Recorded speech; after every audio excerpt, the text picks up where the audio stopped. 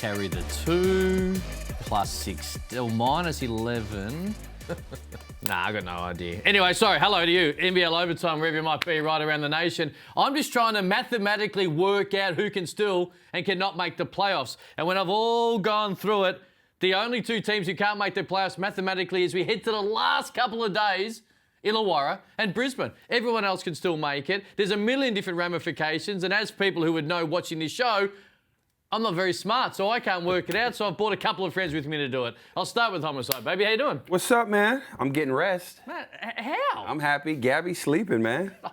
You're the only man to get more rest when you have a newborn compared to how you were previously. How's it all? Man, I like this outfit too. Thank you, man. I appreciate it, I like man. it.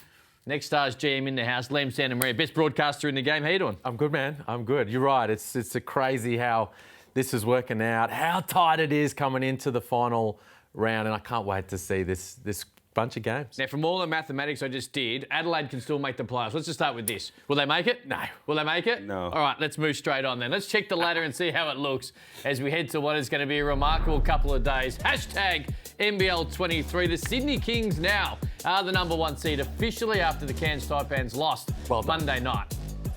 Yes. No? You I got to give them some love. That's not easy to do in a league like this. 7 losses. Huge. That is so impressive. Taipans and the Breakers I'll get to in a moment. The Jack Jumpers on a big 4th quarter on the weekend set themselves up. They head to Illawarra over the next couple of days. The Wildcats will get to Southeast Melbourne Phoenix. I don't know if they've had Mad Monday yet, but they probably shouldn't. Because I think they're going to make the playoffs. And Melbourne United were gallant, but just fell a little bit short in New Zealand a couple of days ago. And Adelaide, as I mentioned only moments ago, are in a situation where if a million things go right, they will still make the play-in tournament. There are some deciding games, some huge games. Let's have a look. And when I say this is really just a small smattering of them because pretty much all of them matter. But this is about 6th and 7th and the major difference between it. So this is more of a play-in deciding game. These are the games, really, this weekend that are going to decide who makes or misses the final. Yes, absolutely. There's other games that will result in who finishes 2nd or 3rd. Which I'll get to that. But, yeah, big games. What's the biggest game there? I think it's going to come down to the final game of the season. Homicide? The biggest 2 games are Perth.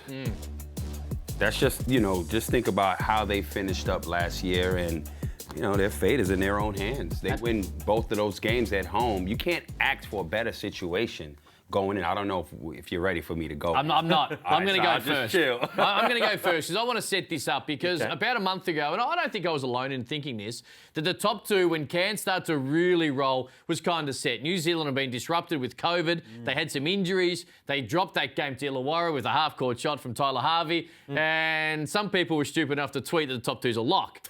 Me. Either way, we sit here today and New Zealand win 2 games and they will actually get it. And I've sort of spoken, I understand why we speak more about finishing 5th and 6th compared to 7th for the play-in, but finishing 2nd compared to 3rd Vital. is major because not only do you get home court advantage in the semi-finals, but you don't have to go through the intensity and worry of an elimination game. You get to put the feet up. Now, that may just be one home game that you win, but with the way that the season goes, who bloody well knows what's going to happen? So to be able to finish 2nd compared to 3rd is major. And to be honest, Cairns blew one last night. They did. They had a double-digit lead a couple of times. You called the game. We're on fire as always. And they blew an opportunity. Winning last night, assured it. Now they're in a dogfight just to try and hold on to it. And it's not in their hands anymore. This is massive because it is a major opportunity. Antonio's Cleveland went nuts from the 3-point line to get them not only back in the game, but in front, and this is how it ended.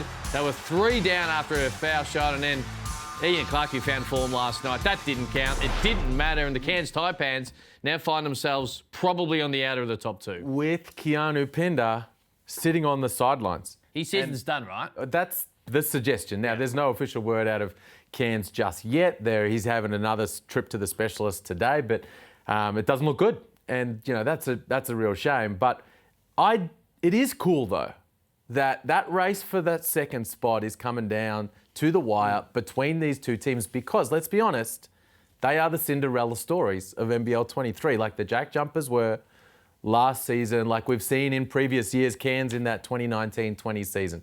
They are the Cinderella stories, they're the feel-good stories, and now they're locked in this battle in the final round of the season to see who gets that massive advantage. The two coaches of those teams are the front runners for mine for Coach of the Year. And whilst we all kind of keep our eyes on who's going to make or miss the finals, that's going to be a tight, fun race in its own right. Absolutely right. And touching back on Perth, man. Hang on, hold that. Hold Perth. Okay, my bad. I want to argue. You pointed at me. I thought it was my turn. Now, hang New on. Zealand. What I want to say about Cairns and New Zealand, whoever finishes, this is way more important. It's way more important to the title, whoever finishes second, compared to the play-in games. I understand the importance of making a play-in game, but neither of those teams, South East Melbourne, Perth, Melbourne United, none of those teams can win the title. These two teams can, and finishing second gives you a much greater advantage. Much greater advantage to try and get the championship. 100%. I agree. And so let me get this right. New Zealand has 2 games. Well, let's have a look. Illawarra and Brisbane. There you go. I prepared this earlier. Have a look at this. So There you they go. just have to beat those 2 teams, and they're locked for second. They're second. Correct. Second's locked. Perth, Not Perth. Cairns blew it. Second's locked. Now- Come on, B. Now- First of all, I'm going to tell you right now, this is the business end of the season. Yeah. They have dropped the games when Barry Brown was out, Yes. Liafa was out, outside of the Kings game. They made their error. They tripped already. Yep. Right before the finish line.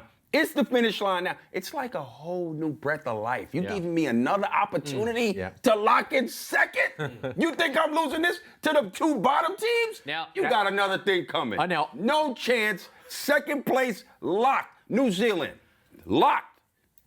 I agree with you that it's an expectation that that's where we land. But as Right. I said a couple of weeks ago, there's more twists and turns to come. And there still are.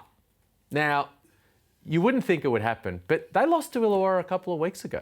Now, you're right, they didn't have Barry Brown Jr., and that's a big problem. When And they don't have Mango's him on. gone. And Mango's gone. Different team. Who knows if Brisbane just have one last hurrah before the season? Brisbane ain't got no more in them. I don't expect it to happen, but I'm also tuning in and watching those games. I'm definitely watching them games. No doubt. Good. But I'm watching New Zealand get the wins to lock in home court advantage. Firstly, I'm There's glad. no way they are letting this opportunity slide. No chance. I'm glad you two are going to watch the games because we pay you a huge amount of money to do that exact thing. And sorry to cut you off. Anytime. What's his name? Listen, Gerald Brantley. Love him. He's played his way back into the league. The biggest opportunity for scouts to be on ground to watch you play, whether they coming to watch you or not. They saw what you can do at both games in Sydney and in New Zealand. No, in New Zealand? Yeah, in New Zealand. Yeah. He went crazy. What do you love best about him? I think he's a two-way player. I mean, he locks up. He's just a bucket. For me, he's like, he and Mitch Creek are like the same to me. One's black and one's just Aussie. That's just how they play and go about their business. Straight up. So I believe that he's playing his way back. He played his way back into the NBA with those 2 gutsy performances all over. I mean, all across the stat line, he balled out. Yeah. And locked up and got the win. The most impressive win was in Sydney. Huge. Huge. Kick-started their Come on, man. resurgence again. Now, you ready? Hey, keep that same energy, fam. You ready for this? Yeah, I'm ready. Wildcats, baby. Take it away. Jesus. No. All right, so here we go. The cool thing about this scenario, look at last year, right? They're pretty much in that same situation. New coach, no excuses now. We have 2 times to get this thing right. Here's why it's advantaged them. They own Cairns. They own them. They beat them by 20 plus each game this year. That ain't no competition for Perth. And their lives wasn't even on the line at that stage. It wasn't. Yeah, but that could work the other way. Cotton ain't having it. King Cotton ain't having it. Okay. King Cotton ain't having it. And he's in sensational form at the He is. moment. Won't get MVP, but he is in sensational form. We'll get to that. Okay. Kings. Why am I going hard in the last game of the year when we locked in first place? I don't need no injuries. I'm pulling back a little bit. They advanced by winning both of those games. Look, it's a lock. 2-0 in the final round. 100%. Tell you what, I tell you what, 100%. Okay. You flicked the switch here 'cause I thought you were going somewhere else. 100%. Okay. And So, I'm going to wait for you. No, 'cause go you ahead. got to cover United. I wanted to talk, just chime in. United got to win by 100. Nah. No, they don't. No, they don't. No, they don't. Hey, let's How talk much about they got to this. win by? Now, before I let you two go, Yeah. let's go back 12 months, almost 12 months, a little bit of a later season last year. Wait a minute. 'cause What y'all got going on right here, man? No. Right. Perth needed to do the exact same thing they need this weekend. This weekend they probably need 2 wins. Last year they needed 1. Southeast Melbourne Phoenix, nothing to play for. Off the irons, 35 years done. Ironically, it is going to come down to the last game of the season involving the Wildcats in front of the Red Army. And 1 win. 1 win. You're the mathematical genius here. I'm not. 1 win. Well, you've got me covered at least. 1 win may not be enough. And it may not be all that different when it comes to percentage. Yeah, and look, they have beaten Cairns well this season. This is a whole different kettle of fish. This is finals, essentially. So who tightens up? Who steps up? We'll see. But Cairns will come in and throw some punches. DJ Hogue is going to come in and knock down shots. Tajir McCall's going to make that tough. They're playing for top 2. They know how big that's going to be. And then Sydney, I don't know. Sydney, I'm fascinated to see how they manage it. If someone's a bit banged up, sure, they're going to sit out or play limited minutes. But if they're not, the chance to end it for the Wildcats and send them packing, there's something just about the way the Kings are made up and built that just makes me feel like they're going to go in and do that and try to do that.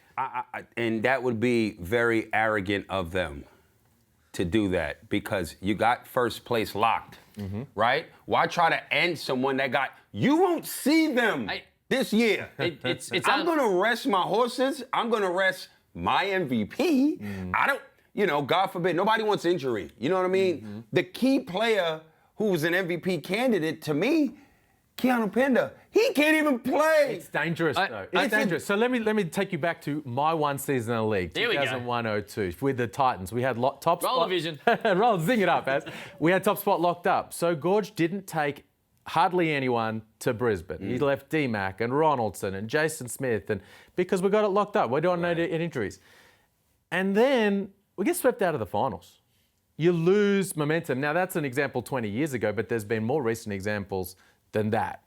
Melbourne United in that Daniel Kickett era. They were top spot. They had it all ready to go. And I think it's dangerous to do that. Now, you do manage things and you don't play someone who's, could potentially get more hurt, but I think that they're going to approach that game as best they can. And then you combine it with this. The percentage difference between Melbourne and Perth is not that big. So do you think Melbourne will beat Adelaide? Yeah. Reasonably comfortably by double digits? Single digits. Okay. If Perth win one and then they lose another or they lose both, it won't take a lot to flip that. So how many points they need to win by to have a chance? I think my understanding is the point difference is about 12 right now. 12. Perth have 2 games, Melbourne have 1. Thought it was like 30.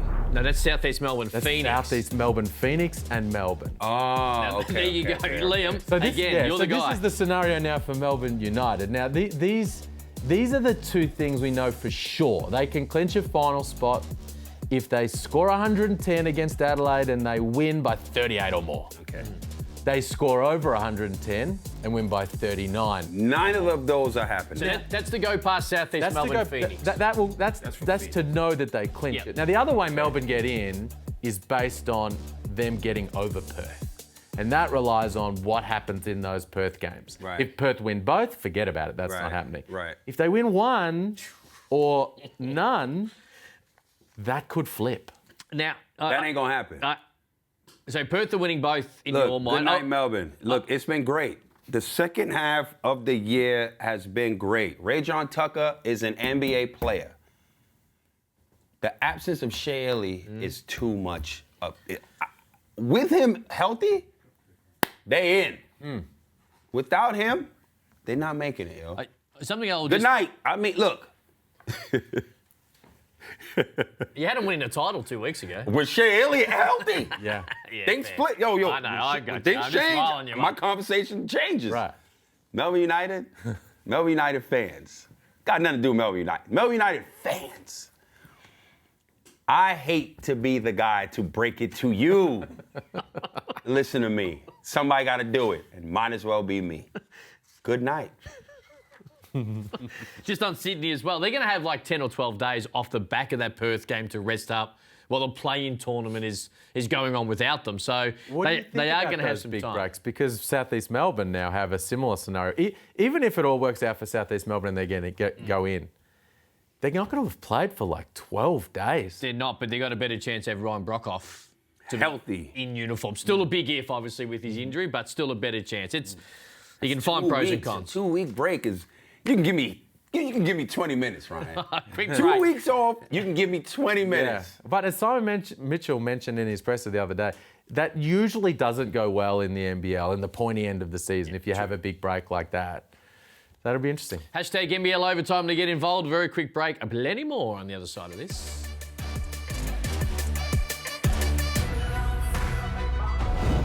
The little fella still got some bounce. Not a long runway. Oh! Cox, that is enormous. Mitch Craig.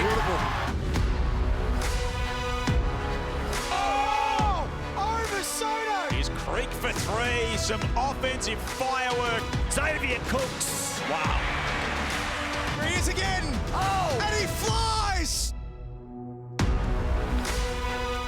3 NBL superstars. One of them will be crowned the Andrew Gaze MVP next week. And Palladium, we're back, all in the same room after a couple of years of COVID and all the rest of it. And 3 men who have had a huge say in the success and still the success of their team still to come. Now, before I let you loose, been some conjecture about how it all kind of works when it comes to the voting.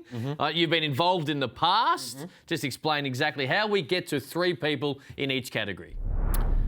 Right, so there's a process here, right? So there's this, the first step is through the panel of so-called experts, which is what it's become known as. I used to be a part of this, given the Next Stars role, I'm not doing that anymore. So they essentially just establish a shortlist, a nomination of about, 10 players for each of those awards. That then goes, from then, they're out. They have no say from that point on. Goes to the coaches and captains from that point, and they vote. And the 3 finalists that were announced yesterday or the day before, whenever that was, in each of these categories, they're the top 3 vote getters in each of those categories as cast by the coaches and captains from around the league. All right, let's get into it. MVP, you've been on it last 5 or 6 weeks. You've been doing a lot of great job on your own Instagram and talking this up. What do you make of this last 3 and who is the MVP in your mind? All 3 fantastic players, we noticed. They all put on for their teams. They're superstars of the league. But for me, if you're not in the top 4, you're not an MVP of the league. You're not in the conversation. For me, you cannot reward teams that are not in the top 4. A couple years ago, Brian Conklin was in what place? Like 8th, 9th. And he got MVP of the league. That is doing a disservice to that award. That means I could average 30 being dead last and I'm the best player in the league. If you're the best player in the league, where should your team be? So it depends. There's a couple of ways to Ain't look no at it depends. this. No, hang on. Ain't no it hang depends. on. If you're not in the top 4, traditionally, you cannot be in consideration. You can be in consideration, is the MVP, but you're not MVP. Is the MVP right now decided? Like the votes have been done, right? Correct. Right. What if Cotton drops 50 and 50 this weekend, right, and they finish top 4? Would you change your tune before Tuesday? No, I wouldn't. Why? Because Xavier Cooks has been the best from start to finish. Yeah, Where has his team been from start to finish? I agree. What have they lost last year? I agree that Xavier big Cooks... chunk of what he lost last year and what he's done this year? Yeah, no, but hang on. 100%. I agree that Xavier Cooks will be and should be the MVP. I'm simply saying that if, in your theory right now, they could finish top 4 still, Perth, and Bryce could go nuts. The only issue I have got with the awards is the fact that they are done and dusted before we get to the most amazing last round. That's a fair statement. That's, and that's not ideal. That's not That's ideal. not. Yeah, That's hopefully, fair. potentially in the future that doesn't happen. But that is how it is. And to the actual technical of the award, most valuable player, Perth would be screwed. Bryce Cotton's more valuable to Perth than Cooks is to Sydney. right? Because I can't Perth, say that. Well, Perth would be stuck I can't without say Bryce that. Cotton. I think Sydney's Xavier... Sydney be in the same position. No, they would. Sydney be better than Perth if Cooks and Cotton didn't play for their teams. What I will say, I agree that Xavier Cooks is the most valuable player and has been the best player in the season all year. I just disagree a little bit with you've got to be in top 4 to be in consideration for the MVP. That's just me. Yeah, and that's... So I don't. I agree. I don't want to leave out the incredible season True. Mitch Creek has had. Think about this. I had Mitch Creek at the top. I changed it every week based on the players that I had in consideration. How did they do round in, round out? That 6-game losing streak cost Wolf Creek. They split or they get in the top 4. He's MVP to me because the numbers that he was putting up and in the matchups versus Xavier Cooks, 30-piece twice. You know what I mean? But I can't have that conversation no more because you're not in the top 4. I'm happy to sit here and listen to arguments for any 3 of those guys. Right. You can make really great cases. They've all been spectacular. I think Xavier Cooks by the slimmest of margins over Mitch Creek by the slimmest of margins over Bryce Cotton. But if any one of those guys walked out with the Andrew Gaze Trophy... Ain't nobody's mad at that. You know what? I like the actual discussion it ensures off the back of it. And you can have your certain bias or whatever it might be for whatever reason, but I like the fact we're talking about it. Defensive Player of the Year got a... Now I gotta... Hang on. Justin Simon, not it. Well... Who? Let Liam go first. Take a big deep breath. Hey, so what do you make of I it? hear you. Listen, my top 3 for Defensive Player of the Year, Jarrell Brantley, Justin Simon and Tajir McCall. Now, 2 of those guys, with three of those guys, none of those guys were in the final vote getters. So it is what it is. All 3 of the guys who end up there are excellent defenders. Should they have been the top 3 in my view, in your view, in Sydney's view? No. In the end, I think Derek Pardon will get it, but there's some very deserving defenders that aren't in that mix. Agreed. Now, let's get into... You got standers watching? You've been watching? I've been watching. All right, let's do it. Okay. All right, let's go. Let's go, baby. We're going to start with... Look at this pass from Tajir McCall off his foot. Perfect pass for DJ Hogue. That should be an assist, legitimately. This one was not quite as on point from Liapa. Straight out of bounds. What about this one from Sam Wardenberg? A little offline. He's been very good, though. Let's count them here. 1, 2, 3, 4, 5, 6. That's Oh, wow. How was that a tick there? Hey, big play from the Breakers, but this particular Breakers fan, not as impressed. So get up, get going. Let's go, little bro. And look at that lady in the crowd. In Sydney. It is all happening in Sydney, boys. I don't think Mitch Creek just took a moment, said, all righty. And speaking of taking a moment, just admiring his work. Just admiring his own work. And how was this dunk? And then the John Cleese funny walk from Brady Manning. Santa's watching. Help him out. He doesn't really need it, but do it anyway. Quick break. Plenty more next.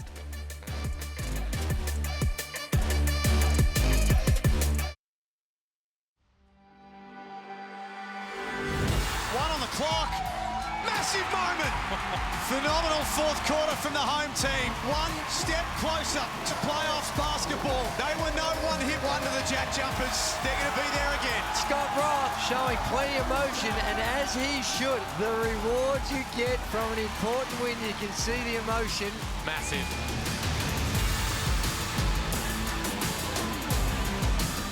Huge 4th quarter by the Jack Jumpers sets up the win. Their playoff chances dramatically go through the roof in the emotion by Scott Roth, which is a day for so many.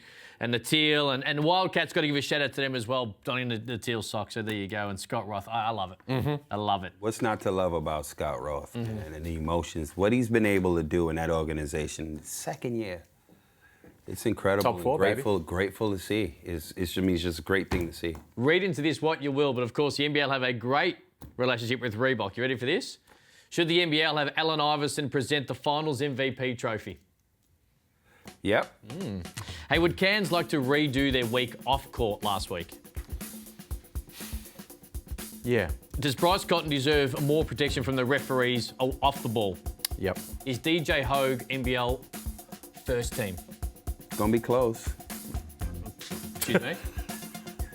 Yes, This no, ain't or it. it's going to be gonna close. be Milton close. Doyle, baby. Yes or no? So it's a Milton no Doyle. then. That's a no. DJ Hogue. Do you love Close. the Justin Robinson re-signing at Illawarra? Love it. Will Adelaide blow the roster up or go with the same crew? Blow that roster up, man. Get them out of here. Blow it up. Blow it up.